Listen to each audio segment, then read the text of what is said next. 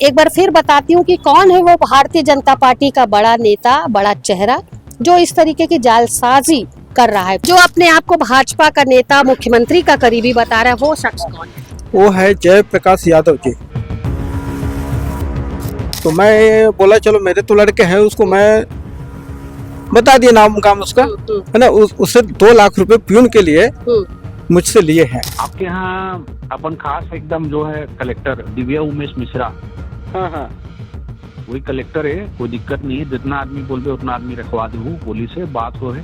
कुल मिलाकर के आप लोग 4 लोगों की नौकरी की बात हुई थी जयप्रकाश यादव से। 4 लोगों का पूरा अमाउंट कितना आपने दिया उनको? जब नौकरी नहीं लगा तो उसको हम लोग पैसा मांगने के गए तो हमको डराया धमकाया। चाहे PWD बोल, चाहे हाउसिंग बोर्ड बोल, चाहे जे विभाग खात बोल, सब कलेक्टर के अंदर में थे। कलेक्टर घर में कलेक्टर ही रख सकते हैं। एक आदमी जहाँ जहाँ बोलबे वहाँ बैठ जाइए।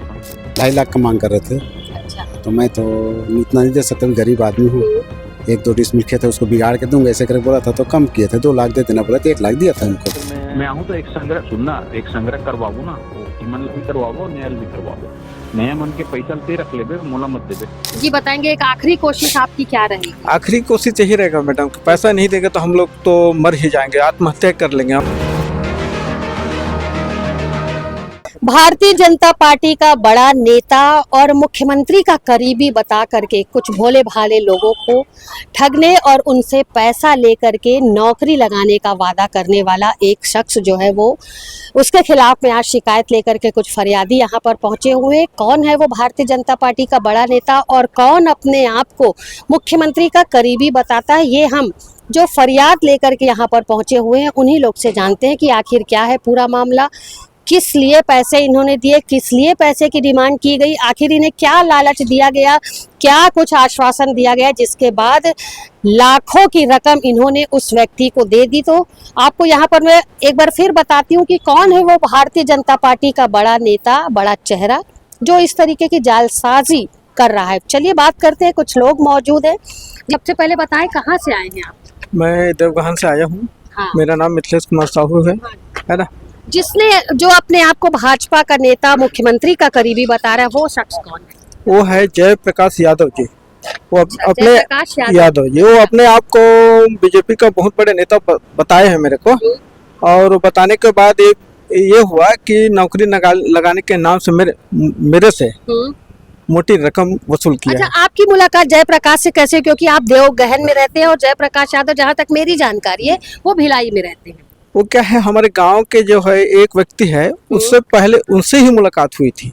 उनकी वो मेरे को बताए और यहाँ तक के उसी ने लाया मेरे को।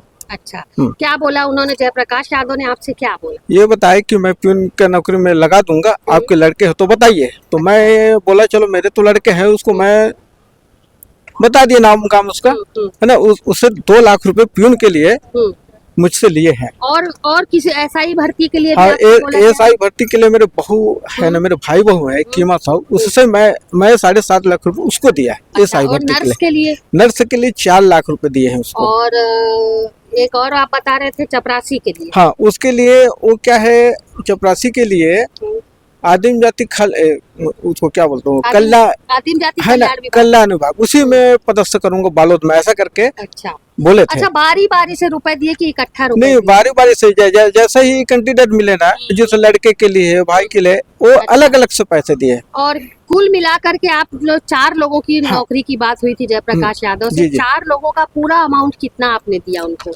टोटल मैं 15 लाख दिया उसको। अकेले आपने? अकेले 15 लाख रुपए। 15 लाख। और ये ट्रांजैक्शन कैसे हुआ है? कैश हुआ है कि आपने उनके? नहीं, उसको मैं बैंक के थ्रू दूंगा ऐसा करके बोले थे, तो वो बोले नहीं मेरे को कैश चाहिए, ऐसा करके बोले थे। यानी यहाँ भी आपको उन्होंने घुमाया, कैश ही देना पड़ेगा आपको। और कैश देने के लिए मुझे ये भी कहा कि आपका काम प्रक्रिया में है, जल्दी पैसा लाओ, ऐसा करके भी बोला। एक ये सारी बातें आपसे हुई हैं, कैसे आप इस बात को सिद्ध कर पाएंगे कि जयप्रकाश यादव से आपकी ऐसी पैसे को लेन देन को लेकर, नौकरी लगाने को लेकर के कुछ बातचीत हुई? वो क्या है, मोबाइल के द्वारा बातचीत हुए है, रकम के भी बातचीत हुआ है और वो प्रक्रिया में है, ऐसा भी बातचीत हुआ। लिखे हैं उन्होंने? हाँ, लिखे हैं। वो चेकिंग वगैरह आप हमको दे? हाँ, दे सकते हैं, मोबाइल के थ्रू दे सकते हैं आपको।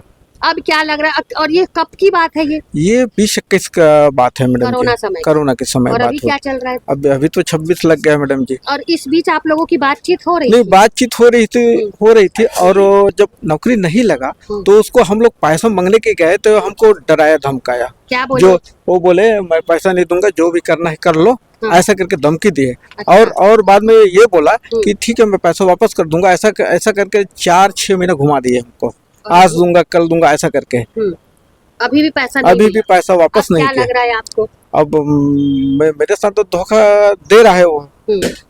अच्छा, आप कहाँ से हैं भैया? देवघर से हूँ। आपका क्या है पूरा? आपसे कितना क्या बोल करके पैसा लिया उन्होंने? मेरे से तो 1 लाख रुपए लिया है। हाँ, क्या कौन से पोस्ट में एक लगा? पोस्ट चपरासी के लिए, चपरासी। किसके लिए था वो पोस्ट? मेरे लड़का के लिए। अच्छा, क्या बोले उन्होंने? आपकी मुलाकात इनके थ्रू हुई? इनके थ्रू हुई। आप दोनों एक ही गांव के? हाँ। हाँ, बताइए फिर क्या हुआ? फिर क्या है, फोन से बात हुए, इतने अमाउंट लगेगा, वो तो 2.5 लाख का मांग कर रहे थे। अच्छा। तो मैं तो इतना नहीं दे सकता, गरीब आदमी हूँ। 1-2 डिसमिल खेत है उसको बिगाड़ के दूंगा ऐसे करके बोला था, तो कम किए थे, 2 लाख दे देना बोला तो 1 लाख दिया था उनको। और अभी 1 लाख बचा है? 1 लाख बचे है। अभी वो नहीं दिए? नहीं दिए। अच्छा, वो नहीं दिए। अच्छा, अभी तो यहाँ पर आप दोनों जने हैं, इसके साथ और लोगों की भी बात हो रही है कि कुछ लोग और हैं जो उन्हें पैसा दिए, कुछ लोग और भी हैं और कोई लोग? और तो हम ही लोग हैं मैडम। अच्छा, आप ही 2 लोग हैं? 2 लोग हैं, 2 लोग तो और हैं। तो वही तो पूछ रही हूँ कि 2 लोग और हैं हाँ, ना? है ना, तो उनसे भी वैसे ही लिए? हाँ, ऐसे ही लिए मतलब 14-15 लाख तो यही हाँ, आप लोगों का हो गया। अब उनसे भी जो बोल करके लिए होंगे। हाँ। अब क्या चाह रहे हैं आप लोग? हम लोग चाह रहे हैं कि हमारा पैसा बाइज्जत ईमानदारी से वापस कर दे। नहीं तो फिर क्या करेंगे बताइए? क्योंकि ठग तो मतलब पैसा तो आपका गया। तो भाई जीना हराम हो गया मैडम जी। हम लोग कुछ भी कर लेंगे, हमारे परिवार बहुत है ना मानसिक प्रताड़ित है। पैसे के कुछ भी कर सकते हैं हम लोग। ये आखिरी कहना चाहिए, ये है वार्निंग है। अच्छा, इसके पहले आप लोग ने शिकायत लेकर के नहीं आए? अभी ही शिकायत नहीं आए मैडम। तो अच्छा, बोल मतलब रहे थे, सुनते जा रहे हैं कि आज दूंगा कल दूंगा ऐसा करके बोल रहे थे। तो और विश्वास इतना डालते थे को वाकई में हो जाएगा ये। अच्छा, और बार बार ये बोलते थे कि प्रोसेस में है प्रक्रिया, प्रोसेसिंग में है, ऐसा करके बोल रहे थे। बार ही बोल रहे थे। 2020 और 21 के बाद अब 26 आ गया। 26 आ और गया। आप लोग का पैसा मतलब नौकरी भी नहीं लगी, पैसा भी नहीं। अब एसपी सर से क्या गुहार लगाएंगे, क्या बोलेंगे आप लोग? बोलेंगे मैडम जी, खुद तो हमारी आप बीती को बताएंगे उसको। और हमारी आखिरी यही रहेगा कि जो भी जैसा भी है तो दे वापस कर दे, नहीं तो हमारे जीने का भी मतलब ही खत्म हो जाएगा। फिर हम लोग कुछ भी कर सकते हैं। जी बताएंगे, एक आखिरी कोशिश आपकी क्या रहेगी? आखिरी कोशिश यही रहेगा मैडम कि पैसा नहीं देगा तो हम लोग तो मर ही जाएंगे, आत्महत्या कर लेंगे। हम मेरे बेटे के लिए दिए हैं, बच्चे के लिए दिए, बेटे के लिए दिए हैं, भाई बहू के लिए दिए हैं, तो हमारा कोई और चांस नहीं है। सिर्फ मौत ही है। और पैसा जो आपने एकत्रित करके 15 लाख रुपए जो दिए हैं, वो कहाँ से जुटाए थे? क्या वो क्या है, मैं अपने खेत को बेच दिया मैडम जी। अच्छा, खेत को बेचकर ही उसको दिया। मैं बार उसको बोला मैं खेत बिगाड़ करके आपको दे रहा हूँ, तो मेरा काम होना चाहिए, या तो फिर नहीं होगा तो फिर तुरंत बताइए, या तो फिर मैं नहीं दूंगा। तो क्या बोले उन्होंने? नहीं, हो जाएगा ना साहब, जो हो जाएगा ना, आपका काम प्रोसीजर में है, बिल्कुल होगा। एक 100% की गारंटी दिए थी उसने। हाँ, जयप्रकाश यादव ने 100% की गारंटी दिए थे। होगा ऐसा करके।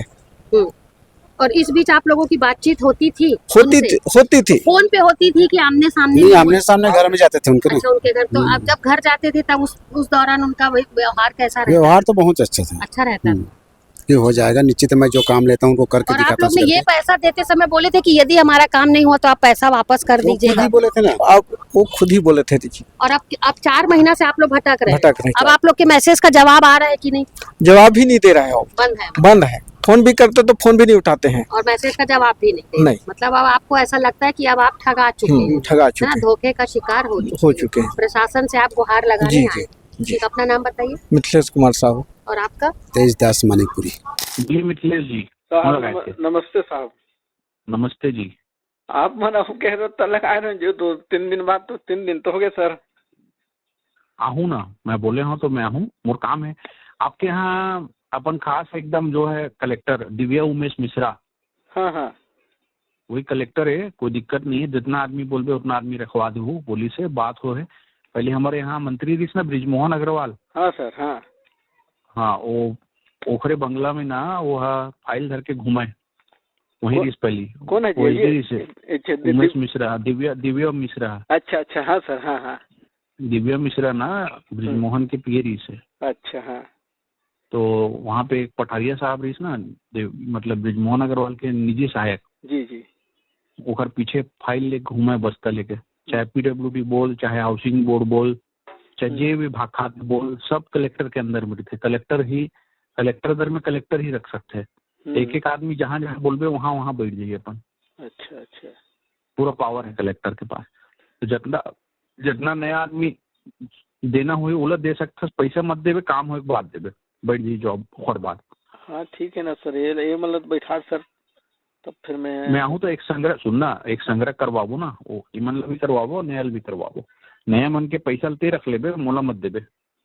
जब तुम ड्यूटी बैठ जाइए पर बात देबे मोला, ठीक है। अच्छा अच्छा, तो सुनो ना सर, वो बात तो सब ठीक ठाक है सर, लेकिन ये मतलब अगर पहले जल्दी बिठा देते तब फिर मैं कुछ और करते हैं सर। कहाँ कहाँ बैठाना है, कौन कौन ला, मुझे रिपीट बता फिर। अपन है जी मनोज ला जी। एक मिनट लाइन मेरी, हाँ मैं फोन करवाता हूँ आज। हाँ सर, एक मिनट लाइन मेरी बे। चल मैं अभी ये ना बातचीत करके तोला बतावत हूँ। एक हर मन के पेपर है वो वगैरह तैयार करके रख दे। हाँ तैयार है सर, वो तो तैयार करके हाँ। रखे हैं तो। हाँ अभी आवेदन मेरे देने के व्हाट्सएप तो रिसिप्ट भी रखे छन ओकर। ये व्हाट्सएप पहुँच गए है ना। ठीक सर जी। और ये लो में हाँ भेज भी दे हाँ आगे, वहाँ भी भेज दे रायपुर।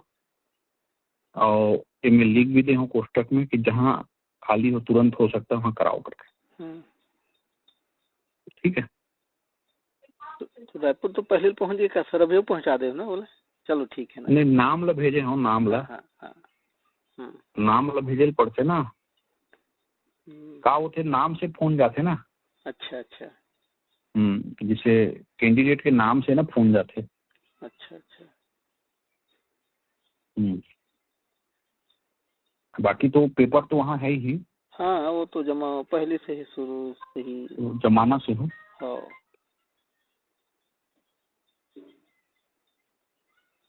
ठीक है। ठीक है सर, तो फिर जानकारी कति बार मिले, एक आध दो घंटा मिले कि ये आन दिन मिले सर फिर। मैं आप लोग फोन लगा हूँ मूल जैसे ही और बोलूँ कि मैं आवा था तैयारी में डिबे कर। ठीक है सर, कल बढ़ जाते तो अच्छा रही सर, कल आज कल बताए रहो आप मन। हाँ बिल्कुल बिल्कुल। अच्छा, बार बार संयोग बन नहीं पाया ना आए के। हाँ नहीं तो ठीक है, अब हाँ मतलब तो जाना पड़ता है सर, क्या करोगे, एक जन के खातिर जाना पड़ता है, कहीं की सहयोग करना है तो वो नहीं देख पाना है। ऊपर वाले कृपा होते तो एक जन भी दौड़े लगते सर जी। नहीं तो मैं तोला लाइन रास्ता खोल के दे दूँ। हाँ परिचय वगैरह भी करा दूँ ककरों से। बिल्कुल सर जी। तो बहुत सारा काम फोन में भी हो जाए। अच्छा ठीक है ना। ठीक है सर, ये भाई मन के फिर बोला फिर ये दोनों के तो भेज दें अभी नाम ला, मैं तो बताता हूँ रिपोर्टिंग। आज ही बता दूँ का सर फिर? आज ही बता दूँ, फोन आज ही मिला अगर आज तो आज ही बता दूँ, ठीक है। ठीक, चलो ठीक है मिथिलेश जी।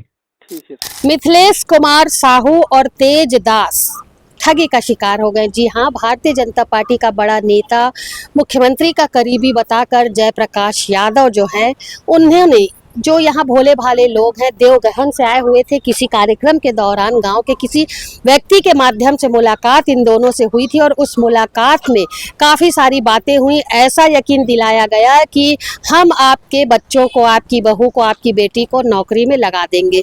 गांव के भोले भाले लोग थे, अपना खेत बेच करके उन्होंने जो रकम उनसे मांगी गई, जो डिमांड जयप्रकाश यादव के द्वारा की गई, वो रकम उन्होंने उन्हें दी, इस उम्मीद पर, इस सोच पर कि जयप्रकाश यादव जो है, उनके परिवार में जो 4 सदस्य हैं, इसके साथ एक अन्य सदस्य जो है, उनके भी नौकरी की बात की गई थी, तो शायद वो उनकी नौकरी लगा देंगे। लेकिन जब 2020 से 2026 आ गया और हर बार यही कहते गए देवप्रकाश यादव कि प्रक्रिया जो है वो चल रही है, प्रोसेस शुरू हो चुका है, बस जल्द ही आपके घर में नौकरी का जो है वो संदेश आएगा, आपके परिवार वालों की नौकरी, जिनके लिए आपने पैसा दिया, उनकी नौकरी लग जाएगी।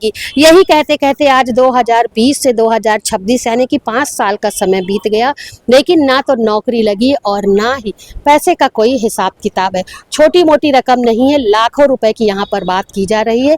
गांव के लोग थे, उन्होंने अपना खेत बेच करके अपने बच्चों का भविष्य बनाने के लिए जयप्रकाश यादव को लाखों रुपए की रकम दे डाली, लेकिन अब शायद उन्हें लगता है कि वो धोखे का शिकार हो गए, क्योंकि अब जयप्रकाश यादव ना तो उनका फोन उठाते हैं और ना ही उनके द्वारा किए गए मैसेज का कोई रिप्लाई आता है, जिसके बाद अब ये पूरी तरीके से समझ चुके हैं कि इनके साथ नौकरी लगाने के नाम पर धोखा हुआ है, ठगी हुई है।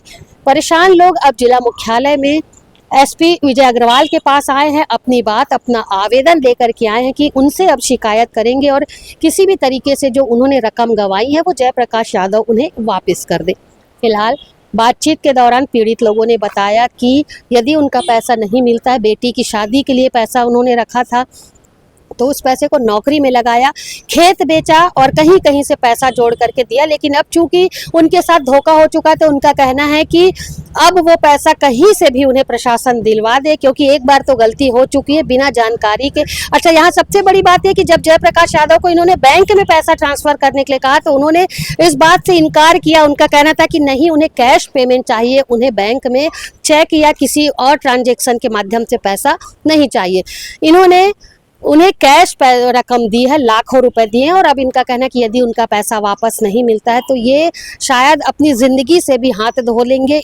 इनके साथ इनका पूरा परिवार जो है वो इस घटना में लिप्त होगा। फिलहाल प्रशासन से जो निवेदन दोनों ने किया है, मिथिलेश साहू और तेज राम ने, कि उनका पैसा जो है प्रशासन इन दोनों का पैसा कैसे भी दिलवा दे। इन दो के साथ दो लोग और हैं जो आज इस वक्त शामिल नहीं है, तो उनका भी शायद कुछ पैसा लगा है, लेकिन इन्होंने अपने पैसे की बात प्रशासन से निवेदन करके कहा है कि उनका जो पैसा है वो वापस दिलाने, अन्यथा आगामी दिनों में कोई भी अनुचित कदम जो है दोनों उठाने के लिए तैयार होंगे। फिलहाल एसपी को ज्ञापन सौंपा जा चुका है, एसपी के द्वारा आश्वासन भी दिया गया। देखना होगा कितनी जल्दी इन दोनों का पैसा वापस मिलता है जयप्रकाश यादव के द्वारा, या जयप्रकाश यादव ने जो वादे इनसे किए थे नौकरी के, वो इन बच्चों को वो नौकरी लगा करके देंगे, ये देखने वाली बात होगी।